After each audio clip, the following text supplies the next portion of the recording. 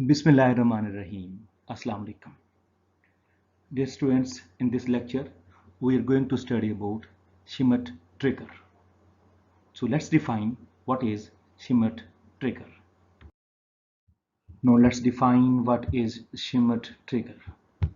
A Schmitt trigger is actually a bistable multivibrator that we have already studied.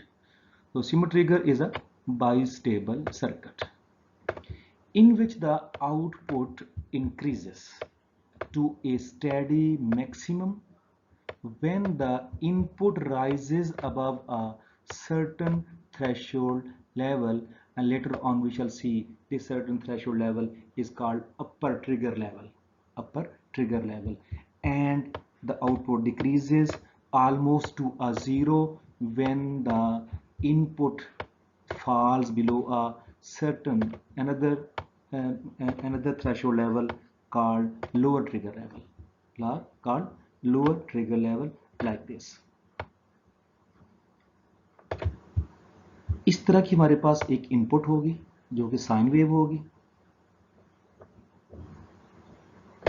इस sine wave के ऊपर दो होंगे हमारे पास points.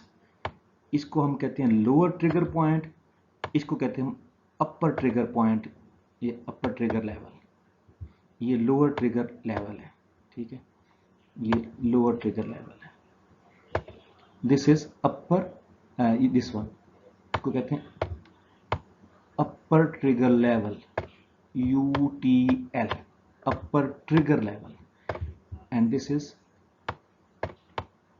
lower trigger level,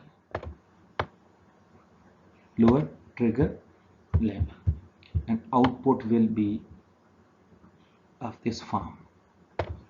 Initially it remains maximum, falls almost to zero like this, then increases, becomes constant, and then falls. So you can see it behaves, Schmitt trigger behaves as a wave shaper के तौर पे behave कर रहा है। तो sine wave को ये square wave में जो है वो कन्वर्ट करता है। Schmitt trigger belongs to a we said that it belongs to Schmitt trigger belongs to a class of bistable multivibrator circuit. In a bistable multivibrator, there exists two DC coupling. We saw when we studied bistable multivibrator, we saw there was coupling from each output to the input. Okay, but in Schmitt trigger, there exists only one coupling.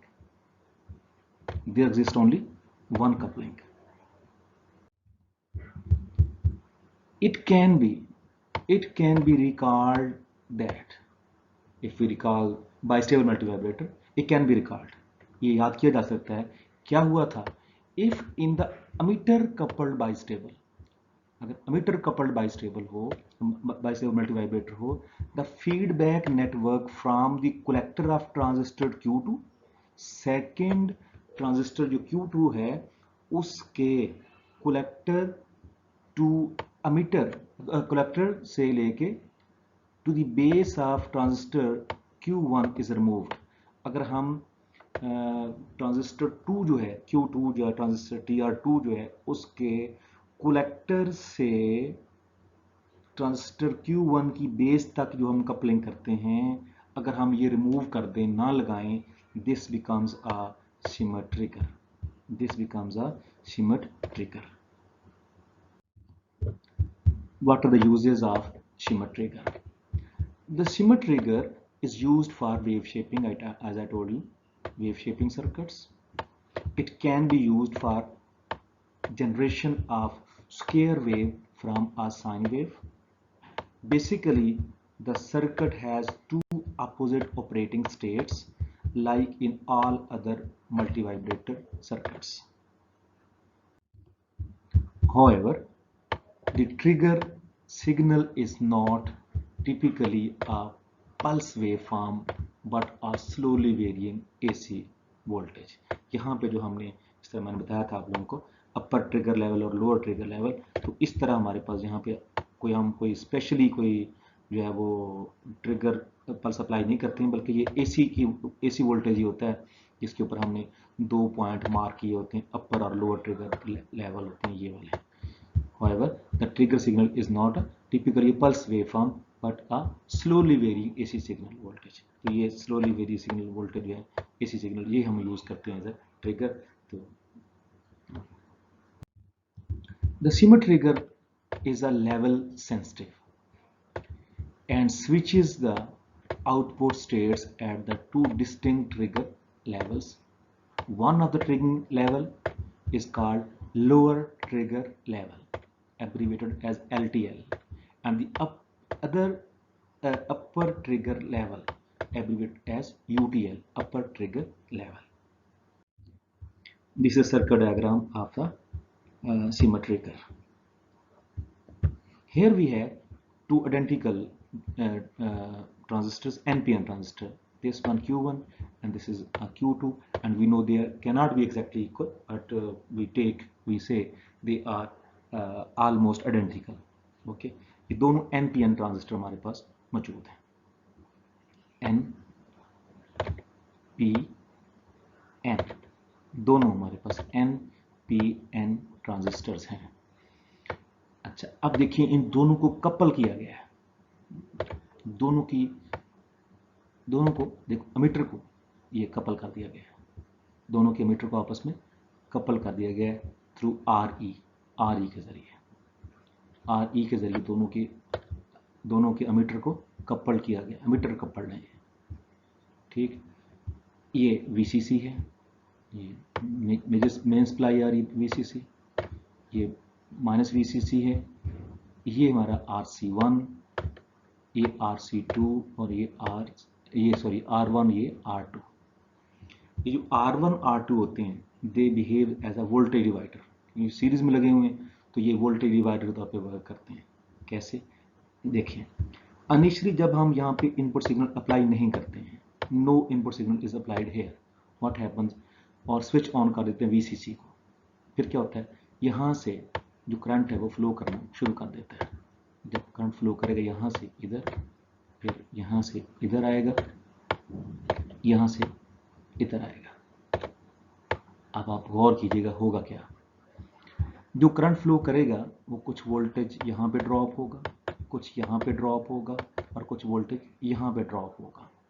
इसका मतलब क्या हुआ, ये as a voltage divider, ये तीनों जो RC1, R1 और R2 resistors हैं, ये एज अ वोल्टेज डिवाइडर जो है वो बिहेव कर रहे हैं, as a voltage divider behave कर रहे हैं। इसका मतलब यहाँ भी वोल्टेज डिवाइड होगा और यहाँ भी वोल्टेज मौजूद होगा। ओके, ये जो वोल्टेज यहाँ पे मौजूद होगा, ये वाला R1, वो क्या करेगा, वो इसकी बेस को हम यहाँ पे अप्लाई कर रहे हैं, जिससे क्या होगा, Q2 जो होगा ये फॉरवर्ड बाइस हो जाएगा, फॉरवर्ड बाइस। अगर ये वोल्टेज जो है हमारा यहाँ पे, या आप इसके गिर या इसकी गिर भी कह सकते हैं, R2 की गिर भी कह सकते हैं, जो वोल्टेज है ये ड्रॉप होगा ना, जब ये वोल्टेज बेस और एमिटर के बीच में जो वोल्टेज जिसको 0.7 वोल्ट होता है, ठीक है, जिसको हम क्या कहते हैं, बिल्ट इन पोटेंशियल कहते हैं या बैरियर पोटेंशियल कहते हैं, बैरियर पोटेंशियल या बिल्ट इन पोटेंशियल कहते हैं। जब हमारा वोल्टेज होगा बेस और एमिटर के बीच में, ये इंक्रीज कर जाएगा 0.7 वोल्ट से, इट बिकम्स फॉरवर्ड बाइस। जब ये फॉरवर्ड बाइस हो जाएगा, what happens, current begins to flow, current ऐसे फ्लो करेगा, करंट यूं फ्लो करेगा, यूं, और यहाँ पे RE के क्रॉस जो है पोटेंशियल ड्रॉप हो जाएगा। जब पोटेंशियल ड्रॉप यहाँ पे इसके क्रॉस हो जाएगा तो ये तो हमारा N टाइप है, ये N टाइप है ना, तो N को जब हम वोल्टेज देंगे ज़्यादा तो वो क्या हो जाएगा, तो N को जब वोल्टेज देंगे पॉजिटिव या ज़्यादा तो ये हो जाएगा रिवर्स बाइस। तो ये जो RE के क्रॉस जो पोटेंशियल होगा ये इस Q1 को ये रिवर्स बाइस कर देगा। जब इसको रिवर्स बाइस कर देगा तो ये फॉरवर्ड बाइस था, ये कनेक्ट करना शुरू हो गया, ये वाला रिवर्स बाइस होगा। जब ये रिवर्स बाइस होगा तो यहाँ पे हमारे पास, हम जानते हैं जब ये कट ऑफ रीजन में बिहेव करेगा, ऑपरेट करेगा, तो जो VC1 voltage across the collector 1 होगा VC1 वो किसके इक्वल होगा, voltage across the voltage across at the collector of transistor Q1, VC1 is equal to क्या होगा, VCC के इक्वल हो जाएगा, VCC के इक्वल, हमें पता है ये VCC के इक्वल हो जाएगा। अच्छा, अब ये जो VC1 यहाँ वोल्टेज मौजूद है VCC के इक्वल है, it is coupled through R1 to the base of the transistor Q2। अच्छा, अब जब ये हाई वोल्टेज फिर इसको मिलेगा, बेस को मिलेगा, तो ये मोर हैवीली कनेक्ट करेगा, Q2 मोर हैवीली कनेक्ट करेगा। इनिशियली ये कनेक्ट कर रहा था, पहले भी जब हमने VCC दी थी ना यहाँ से, तब भी ये कनेक्ट कर रहा था। अब जब हमने VCC ये वाली अप्लाई की है यहाँ से, जब यहाँ भी वोल्टेज मौजूद है, उससे ये मोर हैवीली ये जो कनेक्ट करना शुरू कर देगा, मोर हैवीली कनेक्ट करेगा, जिसकी वजह से हमारे पास जो यहाँ पे जो कलेक्टर वोल्टेज होगा ये होगा VC2 is equal to VCE saturation। VC और E के बीच में VCE ये सैचुरेशन वोल्टेज के इक्वल हो जाएगा, ये सैचुरेट हो जाएगा Q2, सैचुरेशन चला जाएगा, VCE V सैचुरेशन मिलेगा हमें। ओके, ये यहाँ पे। अब जब हम यहाँ से हम इनपुट अप्लाई करेंगे, हम कोई इनपुट अप्लाई करेंगे, जब वो इनपुट जो होगी वो एक ख़ास लेवल, जिसको अपर ट्रिगर लेवल कहते हैं, UTL, जब इससे ये एक्सीड करेगी, ठीक है, तो ये जो यहाँ वोल्टेज ज़्यादा होगा, जिससे क्या हो जाएगा, ये फॉरवर्ड बाइज हो जाएगा, ये फॉरवर्ड बाइज हो जाएगा। जब ये फॉरवर्ड बाइज हो जाएगा, फिर क्या होगा, ये जो VC1 होगा, ये जो वोल्टेज VCC था पहले, ये उससे फॉल कर जाएगा, ये कम हो जाएगा, क्योंकि ये कनेक्ट कर रहा है, ये कम हो जाएगा। जब ये कम होगा, इसका मतलब यहाँ पे कम वोल्टेज मिला, जब यहाँ वोल्टेज कम मिला तो ये forward bias, less forward bias हो जाएगा, जिससे करंट कम हो जाएगा। करंट कम तो यहाँ पे जो वोल्टेज होगा वो कम ड्रॉप होगा, जिससे क्या होगा, जिससे ये जो हमने पहले रिवर्स बाइज किया था, यहाँ वोल्टेज ड्रॉप, अब जब कम वोल्टेज ड्रॉप होगा तो ये हमारे पास, हम कहेंगे ये जो मतलब ये लेस फॉरवर्ड बाइज हो जाएगा, लेस रिवर्स बाइज हो जाएगा। लेस रिवर्स बाइज का मतलब क्या है, मोर फॉरवर्ड बाइज, इसका मतलब क्या होगा, ये मोर फॉरवर्ड बाइज हो जाएगा, या हम ये कहेंगे कि ये मोर हैवीली कनेक्ट करेगा, और हमारे पास जो VC2 होगा, ये अगेन ये आ जाएगा हमारे पास VCE सैचुरेशन इक्वल हो जाएगा। जब कनेक्ट करता है ना, जब ये हैवीली कनेक्ट करता है तो VCE सैचुरेशन के इक्वल है। जिस तरह वहाँ पे Q1 हुआ था ना, Q2 हुआ था, अब उसी तरह Q1 जो है ये VCE सैचुरेशन के इक्वल हो जाएगा। ये वाली स्टेट जो यहाँ पे थी वो अब यहाँ पे पहुँच जाएगी, ठीक है। और यहाँ पे क्या होगा, जब ये लेस फॉरवर्ड बाइज हो जाए, लेस फॉरवर्ड बाइज हो जाएगा, तो फिर ये क्या करेगा, यहाँ पे ये कट ऑफ रीजन में चला जाएगा, यहाँ वोल्टेज डिक्रीज होता होता यहाँ पे कम हो जाएगा, जिसकी वजह से क्या होगा, ये यहाँ पे जो VC2 होगा, जब ये कट ऑफ में चला जाएगा ट्रांजिस्टर 2, तो VC2 जो हमें मिलेगा, ये हमें मिलेगा VCC के इक्वल, VCC के इक्वल मीन हमारे पास ये जो है वो अपोजिट बिहेवियर हो गया। आप देखेंगे यहाँ पे जो VC1 पहले VCC के इक्वल था, अब VC2 जो है VCC के इक्वल हो जाएगा। इसे हम कहते हैं शिमर ट्रिगर। मजीद आगे जो है वो स्टडी इसको करते हैं। The circuit of shimmer trigger contains two identical transistors Q1 and Q2 coupled through an emitter RE, ठीक, दोनों के एमिटर को कपल किया गया थ्रू RE।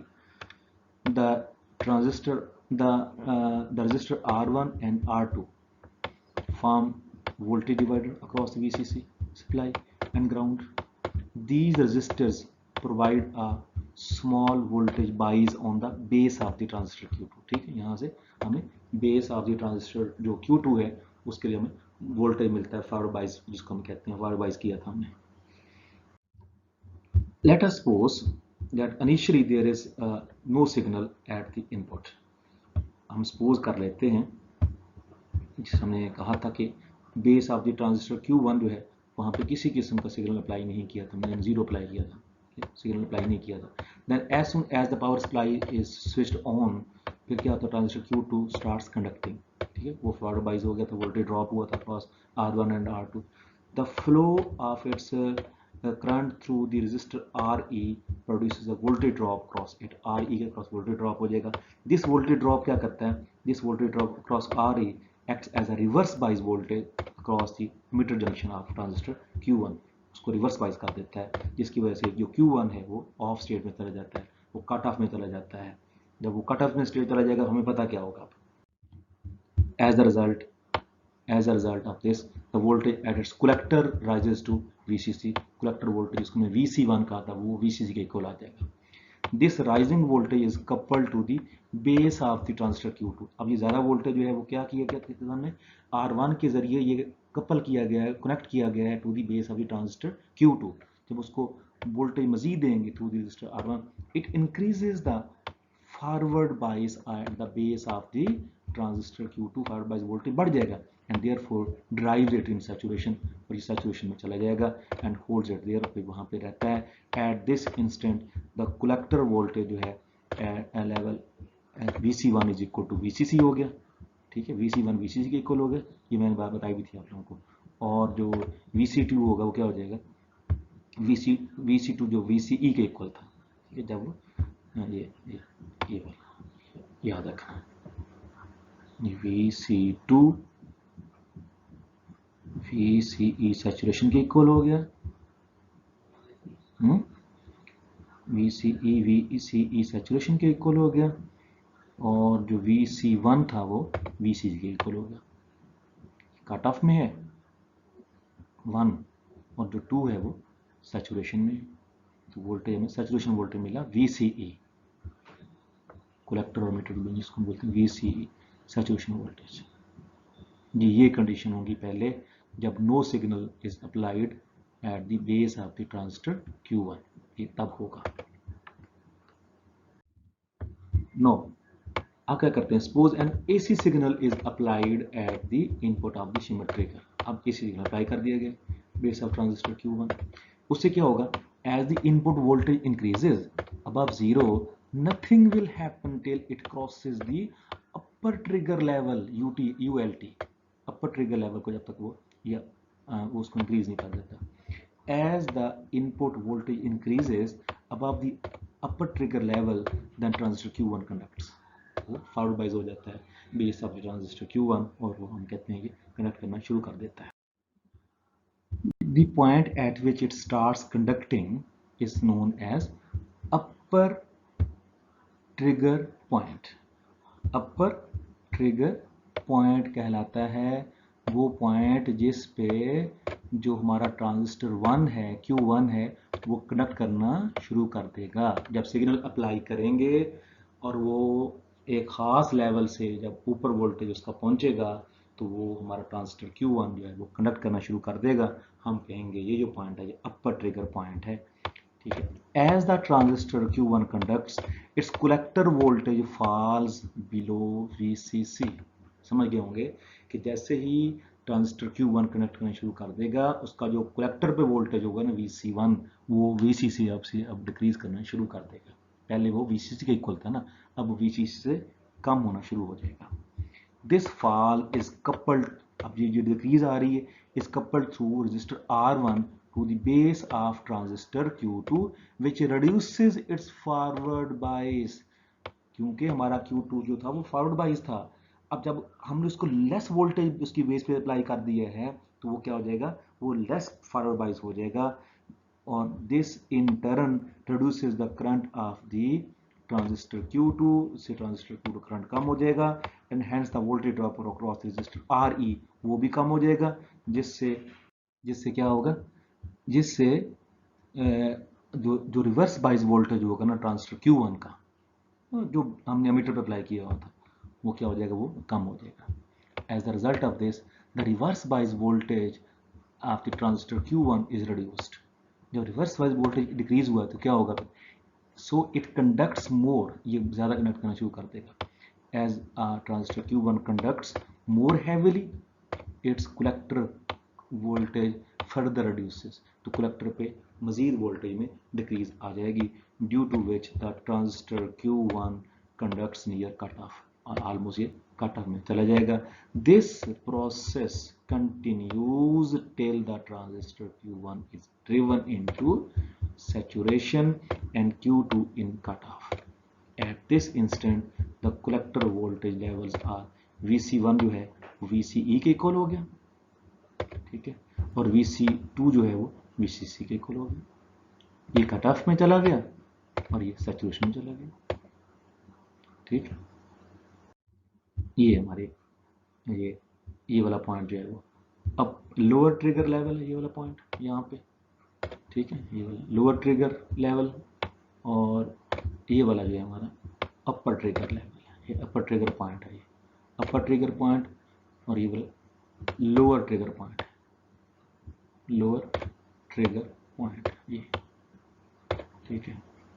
तो देखें ये सिग्नल बढ़ रहा है, एसी सिग्नल बढ़ रहा है, जब ये अपर ट्रिगर लेवल पे पहुंचेगा ना, ठीक है, यहाँ पहुंचेगा तो फिर क्या होगा, जब ये बढ़ते बढ़ते यहाँ तक पहुंचेगा ना अपर ट्रिगर पॉइंट तक, तो क्या होगा, Q1 कनेक्ट करना शुरू कर देगा, Q1 कंडक्ट करना शुरू कर देगा, ठीक है। फिर इस तरह ये करता रहेगा, फिर जब ये यहाँ पे फॉल करेगा फिर दोबारा वो अपोजिट स्टेट आ जाएगी, और ये हमारे पास जो है वो इसकी आउटपुट पहले ये VCC मीडियम में, फिर वो ज़ीरो ऑलमोस्ट होगी, ठीक है, फिर ज़ीरो रहेगी Q1 के लिए, फिर बढ़ना शुरू हो जाएगी, मैक्सिमम हो जाएगी, बढ़ना शुरू हो जाएगी, और इस तरह देखिए इधर एक लेवल मुकम्मल हो जाएगा, साइकिल मुकम्मल हो जाएगा इसके लिए, यूँ ऐसे इधर एक साइकिल मुकम्मल हुआ यहाँ पे, तो ये हमारे पास वेव शेपिंग हमें मिली है, ये ऑलमोस्ट जो है वो हमारे पास एक स्क्वायर वेव मिली है, ठीक है। ये VC1 है, कलेक्टर वोल्टेज VC1, ये कलेक्टर वोल्टेज VC2 है।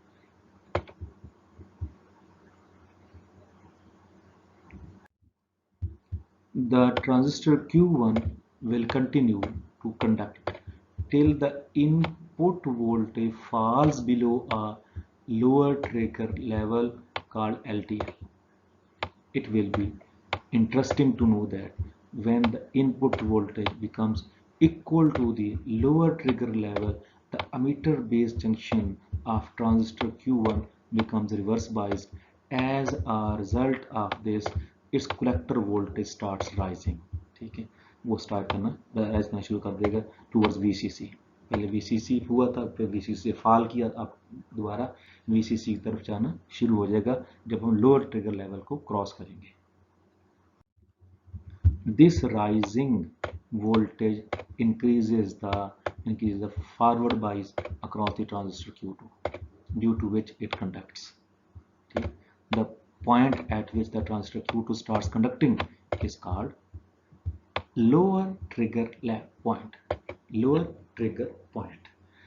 Q2 जो है ट्रांजिस्टर Q2 जिस पॉइंट पे कंडक्ट करना शुरू करता है उसे LTP कहते हैं, लोअर ट्रिगर पॉइंट कहते हैं, और ट्रांजिस्टर Q1 जिस पॉइंट से कनेक्ट करना शुरू कर देता है उसे हम UTP अपर ट्रिगर पॉइंट कहते हैं, ये बात याद रखनी है।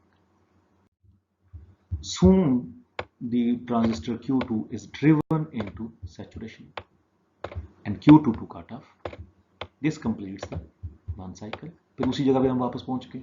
This collector voltage level at this instant are VC1 is equal to VCC आ गया, समझ आ गई ना, और VC2 जो है VCE के इक्वल आ गया। No change in state will occur during the negative half cycle of the input। इसी तरह negative half cycle के दौरान भी इसी तरह ही होगा। It is proved from the above discussion that the output of shimmer trigger is a positive going pulse, ये हमेशा positive going pulse होती है, whose width depends upon the time during which the transistor Q1 is conducting. The conduction time is set by the upper and lower trigger levels. Different applications of shimmer trigger. The use of shimmer trigger includes the following. Shimmer trigger are mainly used for changing a sine wave into square wave. As we have said, these are normally utilized in applications like signal conditioning, for removing signals noise in digital circuits.